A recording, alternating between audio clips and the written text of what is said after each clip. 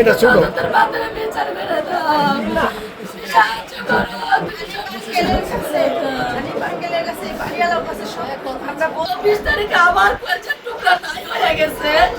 তার বাড়ির থেকে পাওয়া গেছে, অথচ তার মোবাইল বন্ধ। তাকে যে পায়ে ধরলাম, অনুরোধ করলাম সিসি ক্যামেরা ফুটেজটা দেন, সে আমাকে দিল না। সে এখন বলে তার মোবাইল নাকি নষ্ট, দেখা যাইতেছে। আমরা তার পরিবারের সাথে, সেই শিশু কন্যার মায়ের সাথে, তার পরিবারের সাথে আমরা সাক্ষাৎ করেছি আমি, এবং পুরো ঘটনা বিস্তারিত শুনেছি। ব্যক্তিগত কিছু দ্বন্দ্বের কথা উনি বলছেন, এলাকার কিছু দ্বন্দ্বের কথা উনি বলছেন। আমরা তথ্য প্রমাণ তদন্ত ছাড়া আগাম কোনো মন্তব্য এখন করতে চাচ্ছি না। আমরা এখানে এটাই বলতে এসেছি যে এই পরিবারের সাথে আমরা আছি সর্বাত্মকভাবে, এবং এই যে কন্যা শিশু হত্যা হয়েছে, এই হত্যার বিচার আমরা নিশ্চিত করব যে কোনো মূল্যে।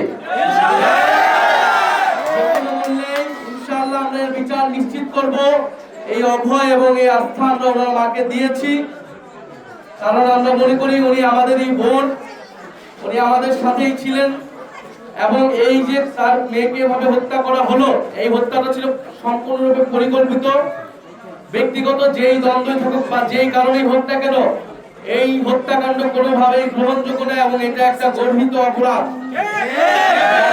যারা এটার সাথে জড়িত ছিল প্রত্যক্ষ এবং পরোক্ষভাবে, তাদের কঠোর থেকে কঠোর শাস্তির আওতায় আনা হবে।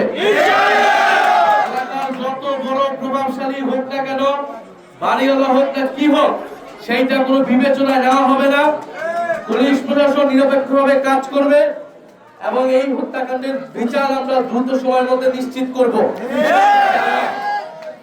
আমরা থানার ওসির সাথে যেই দিন ঘটনাটি ঘটেছে 24 ফেব্রুয়ারি, সেদিনই আমরা ওনার সাথে আমি ফোনে কথা বলেছি, থানার ওসির সাথে কথা বলেছি। মামলা নেওয়া হয়েছে। পোস্টমর্টেম রিপোর্ট আসলে আপনাদের পুরো ঘটনাটা বোঝা যাবে কিভাবে হত্যাকাণ্ড হয়েছে, কিভাবে মারা গিয়েছে মেয়েটি। এবং ওনারা যাদেরকে সন্দেহ করছেন, সেই সন্দেহভাজন তাদেরকেও প্রশাসন, আইন শৃঙ্খলা বাহিনী তারা খতিয়ে দেখছে।